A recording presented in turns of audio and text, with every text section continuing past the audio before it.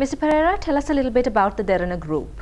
Derana actually is a group which entails the television business, which is TV Derana, and also we have FM Derana, which is our radio channel, and we also have Derana Macro Entertainment, which is a web-based business. This has Derana.lk, Derana.lk, and also FM Derana.lk, and several other sites, plus apps other than .lk and the app, as well as we have iPhone app as well as the iTab, and we also have Android app, several apps that we have developed.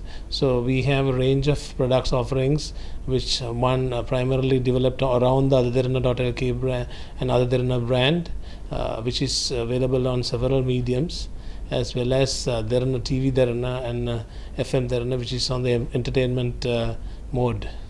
What is your view of the current economic status in the country?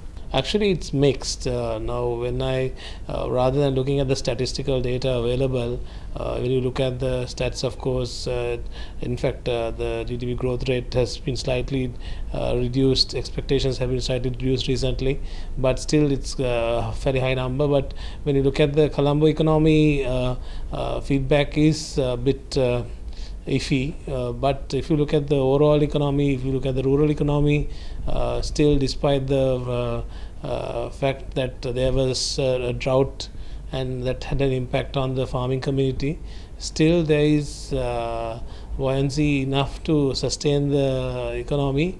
And also, if you take overall, there's so much work being done by the government, which I believe will have a long-term effect, because there's a lot of development activities going around that will definitely pay off. Now, and as a medium, as a director of a group that revolves around advertising revenue, which normally gets hit the earliest when there is an impact on the business, what you call the economy, because you can see a clear reflection how cutbacks are on advertising budgets. Now, we haven't seen that happening yet, so it's a clear indication that the economy is still sound and hanging on.